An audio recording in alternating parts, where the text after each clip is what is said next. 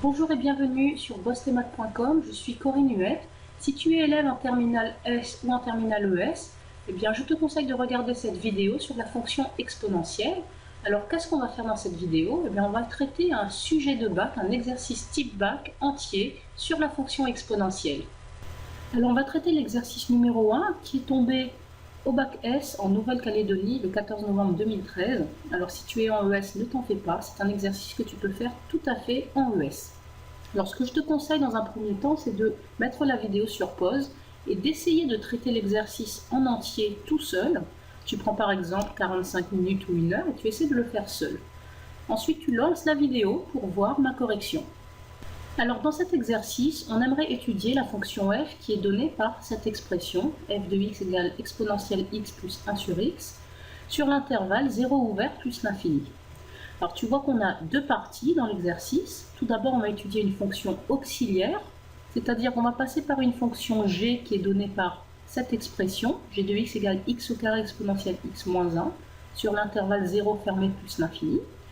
On va étudier cette fonction g, et cette fonction g va nous aider ensuite, dans la deuxième partie, à étudier la fonction f.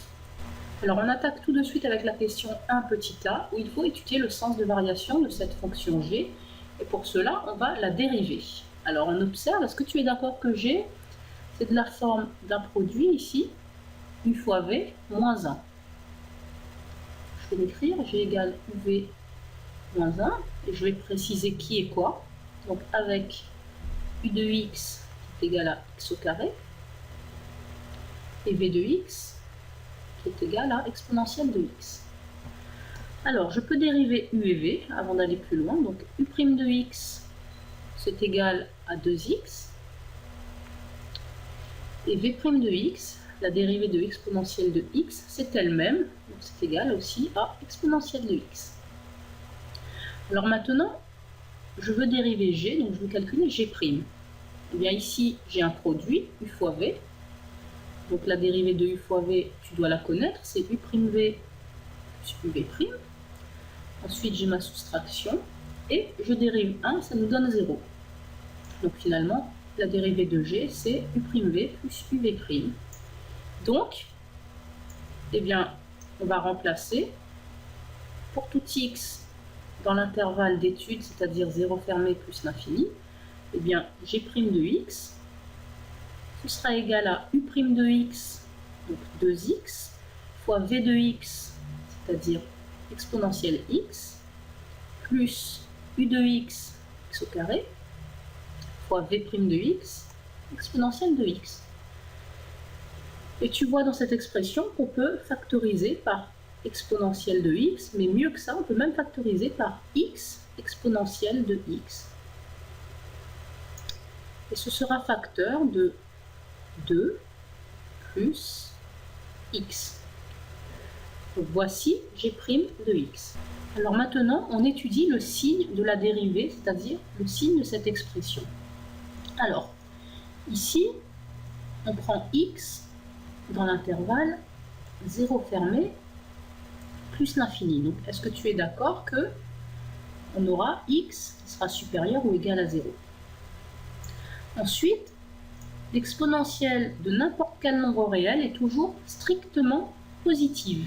Alors, je te rappelle rapidement que si je trace la courbe de la fonction exponentielle, ça va me donner une courbe comme ceci. Donc, tu vois bien que la courbe de la fonction exponentielle est toujours strictement au-dessus de l'axe des abscisses. Donc, exponentielle de x est toujours strictement supérieure à 0. Enfin, pour tous les x ici qui sont positifs, est-ce que tu es d'accord que quand je vais faire 2 plus x, ce sera strictement positif?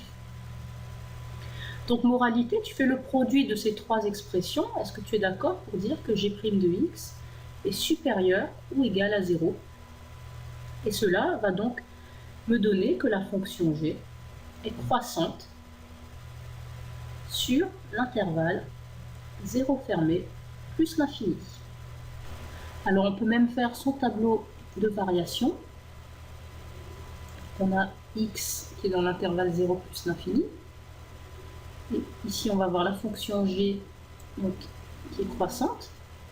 Alors je peux calculer ici la valeur de g de 0 en remplaçant tous les x par 0. Ça va me donner 0 au carré fois exponentielle 0 moins 1. Ce qui fait 0 fois 1 moins 1. Donc 0 moins 1, on obtient moins 1. Je peux aussi calculer ici la limite de g en plus l'infini. Alors on va procéder en un produit ici. On va faire d'abord la limite de x au carré quand x tend vers plus l'infini. Cela va me donner plus l'infini. Ensuite, on fait la limite de exponentielle de x quand x tend vers plus l'infini. Alors, il faut s'en rappeler, ou alors tu regardes la courbe de la fonction exponentielle et tu vois que lorsque x tend vers plus l'infini, eh bien exponentielle de x tend vers plus l'infini également. Et donc ici, on peut faire le produit. Et donc, on va avoir la limite de x au carré exponentielle de x lorsque x tend vers plus l'infini, qui est égal à plus l'infini. Et ensuite, il suffit de soustraire 1. Donc, on va dire en soustrayant 1, eh bien, on va obtenir la limite de g de x lorsque x tend vers plus l'infini, qui est encore égal à plus l'infini. Et donc, je peux reporter cette limite ici dans le tableau de variation. Alors, on a répondu à la question 1a, étudier le sens de variation de g. On passe à la question 1b, démontrer qu'il existe un unique réel petit a appartenant à l'intervalle 0 fermé plus l'infini, tel que g de a égale 0. Et démontrer que a appartient à l'intervalle 0, 703, 0, 704. Donc ici, on va appliquer le théorème de la valeur intermédiaire pour résoudre l'équation g de x égale 0. Alors, comment on peut résoudre l'équation g de x égale 0, ou en tout cas approcher la solution? Eh bien, est-ce que tu es d'accord que ici, au niveau de g de x, eh bien, je vais passer par 0. Est-ce que 0, pour toi, il est bien compris entre moins 1 et plus l'infini? Alors oui. Donc, on va avoir un unique nombre petit a dans l'intervalle 0 plus l'infini, tel que g de petit a est égal à 0. Alors, pour pouvoir l'écrire, eh bien, on va appliquer le théorème de la valeur intermédiaire et il faut d'abord écrire les hypothèses de ce théorème. Donc, tout d'abord, il faut dire que g est défini et surtout continu sur l'intervalle 0 plus l'infini. Deuxième point, d'après ce tableau de variation, on peut dire que g est strictement croissante sur l'intervalle 0 plus l'infini. Enfin, troisième point, eh bien, on donne les images. Donc, g de 0 égale moins 1. Et la limite de g de x lorsque x tend vers plus l'infini égale plus l'infini. Or, le nombre 0 appartient bien à l'intervalle moins 1 plus l'infini. Donc là, j'ai mes trois hypothèses pour appliquer le théorème de la valeur intermédiaire. Donc, je l'applique maintenant. D'après le théorème de la valeur intermédiaire,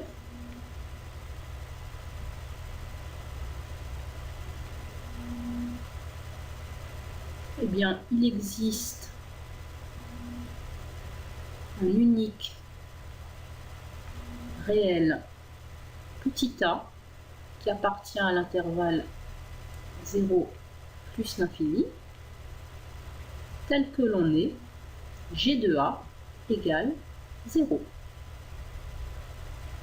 Alors pour pouvoir montrer que le nombre petit a est compris entre 0,703 et 0,704, je vais prendre ma calculatrice, je vais entrer la fonction g ici dans f de x, donc on a x au carré fois exponentielle seconde ln de x, et le tout moins 1, entrée.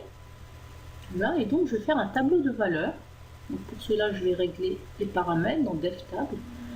Le début de la table, eh bien, je vais le mettre à 0,703. Le pas de la table, eh bien ici on a 3 chiffres après la virgule, donc on va mettre à 0,001. Et donc je vais éditer la table de valeurs. Donc ici, tu vois que quand x vaut 0,703, g de x vaut moins 0,0018. Et quand x vaut 0,704, g de x vaut 0,00205. Donc tu vois bien qu'entre ces deux valeurs, on est passé par 0. Donc on va les reporter sur notre feuille ici. Donc j'ai reporté ici les valeurs du tableau de valeurs qui m'intéressaient.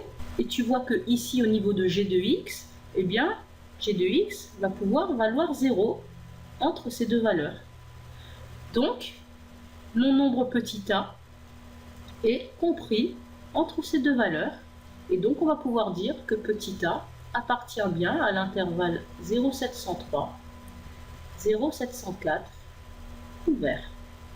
On peut passer à la question 1 petit c, où il faut déterminer le signe de g de x sur l'intervalle 0 plus l'infini. Alors, ce que je te propose, c'est directement de faire le tableau de signes de g de x sur l'intervalle 0 plus l'infini. Donc ici, les x, on les met dans 0 plus l'infini. Et ici, on va faire le signe de g de x. Alors, comment est-ce qu'on va procéder? Est-ce que tu sais que dans un tableau de signes, on met d'abord les zéros? Eh bien, tu regardes ici, au niveau du tableau de variation, quand est-ce que g de x vaut 0? Eh bien, il vaut 0 ici une seule fois, lorsque x est égal à petit a. Ensuite, que se passe-t-il sur l'intervalle 0, petit a? Eh bien, tu vois que g de x va de moins 1 à 0, donc il est négatif. Et que se passe-t-il sur l'intervalle petit a plus l'infini? Eh bien, g de x va de 0 à plus l'infini, donc il est positif.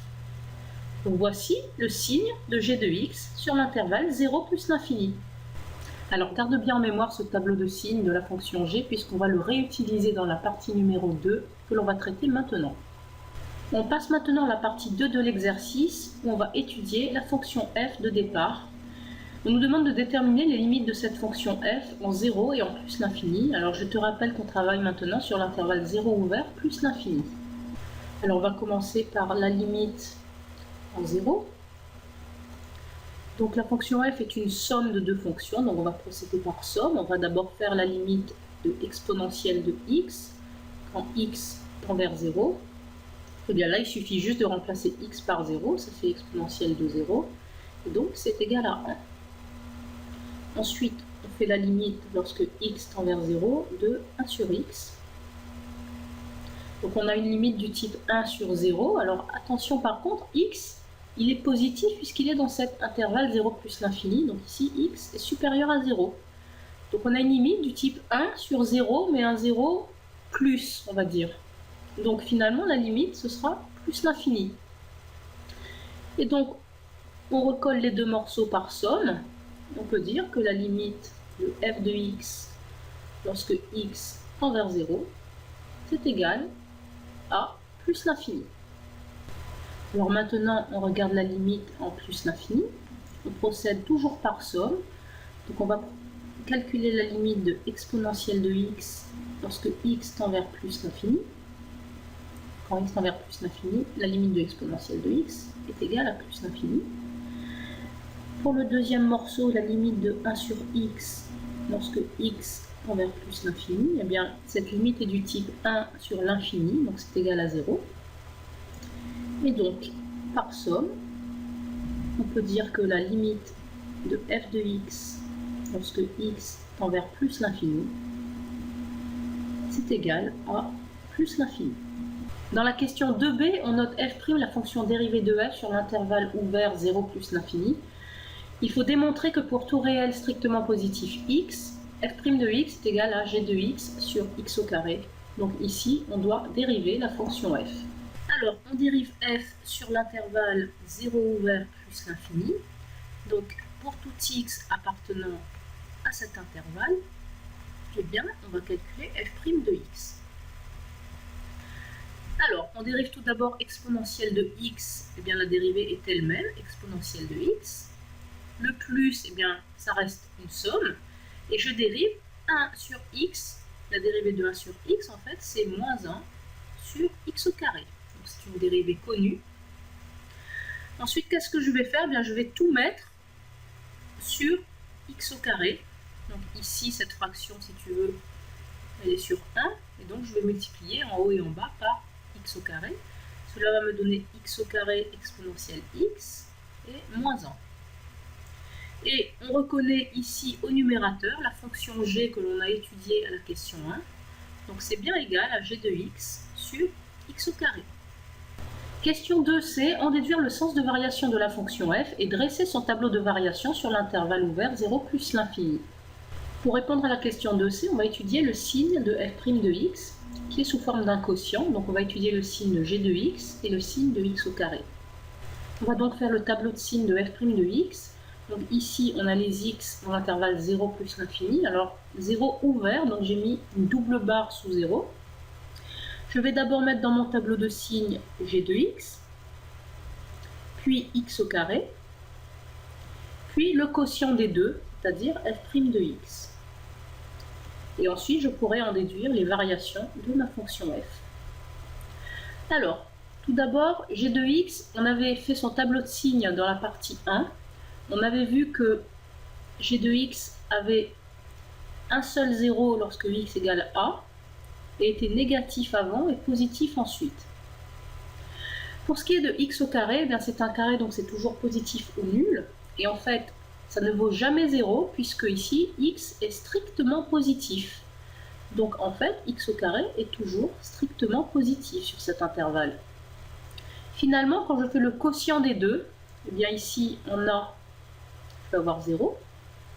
Moins par plus, ça fait moins, et plus par plus, ça fait plus. Donc finalement, les variations de f, ça va donner une fonction décroissante sur l'intervalle 0a, puis une fonction croissante sur l'intervalle a plus l'infini. Alors je peux rajouter ici les limites de f. Lorsque x tend vers 0, on avait trouvé comme limite plus l'infini. Et lorsque x tend vers plus l'infini, on avait trouvé également comme limite plus l'infini. Et ici, la valeur, c'est lorsque x est égal à a. Donc on va dire que c'est f de a. Question 2D, démontrer que la fonction f admet pour minimum le nombre réel petit m égale 1 sur a au carré plus 1 sur a. Alors j'ai reporté ici le tableau de variation de la fonction f, et tu peux constater que cette fonction f admet bien un minimum sur l'intervalle 0 plus l'infini, et que ce minimum vaut f de a. Alors on va l'écrire. On va dire que le minimum de f sur l'intervalle ouvert 0 plus l'infini est le nombre petit m qui est égal à f de a. Alors qu'est-ce que c'est f de a? Eh bien, on remplace tous les x par a. Cela nous donne exponentielle de a plus 1 sur a. Alors nous, ce qu'on voudrait, c'est avoir ici 1 sur a au carré et plus 1 sur a. Alors comment est-ce qu'on va s'en sortir? Eh bien, où est-ce que l'on avait obtenu le nombre petit a? Alors je te rappelle ce que l'on avait dit. On avait dit que g de x était égal à x au carré exponentielle x moins 1. Et on avait obtenu petit a en disant que g de a était égal à 0. Alors qu'est-ce que ça veut dire que g de a égale 0? Eh bien on remplace tous les x par a ici dans g de x. Cela va nous donner a au carré exponentielle de a moins 1 égale 0. Je te rappelle que nous, on cherche à avoir exponentielle de a. Alors, ça va nous donner a au carré exponentielle de a égale 1.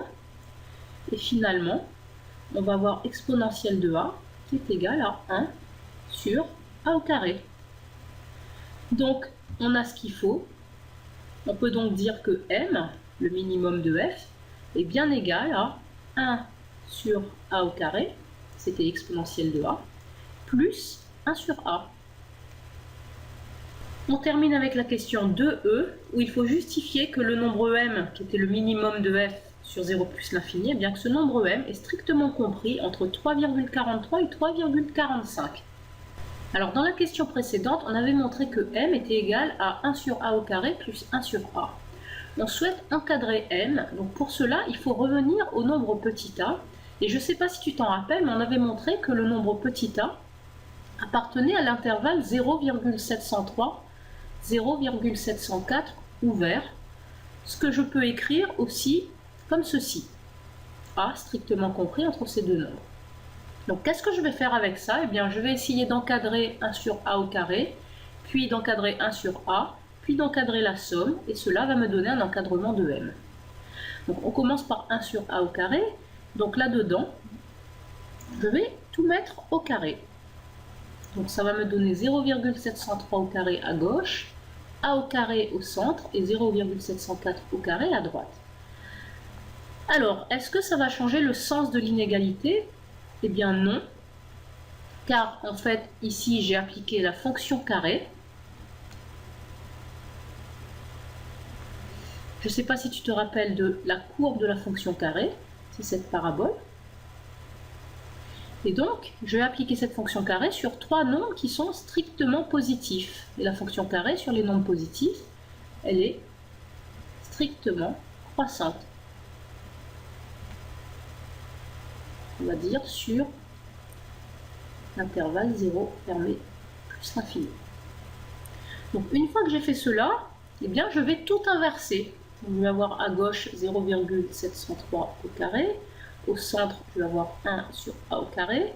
Et à droite, je vais avoir 1 sur 0,704 au carré. Est-ce que cela va changer le sens de mon inégalité? Eh bien oui, car en fait ici, j'ai appliqué maintenant la fonction inverse. Alors, je ne sais pas si tu te rappelles de sa courbe. C'est une hyperbole, elle est en deux morceaux, ceci.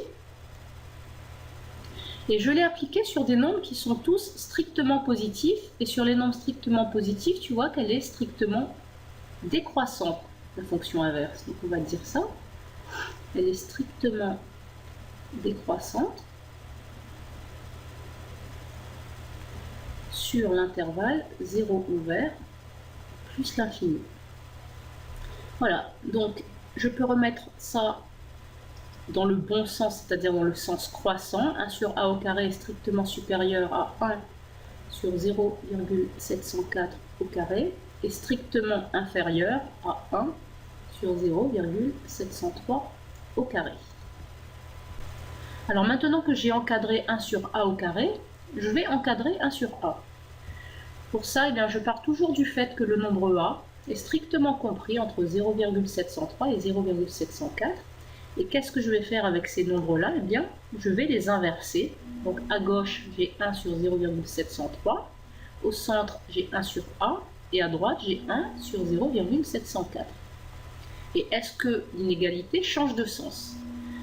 Eh bien oui, car on a appliqué la fonction inverse sur ces trois nombres qui sont tous strictement positifs. Et donc la fonction inverse étant strictement décroissante sur l'intervalle 0 ouvert plus l'infini, cela va changer le sens de l'inégalité.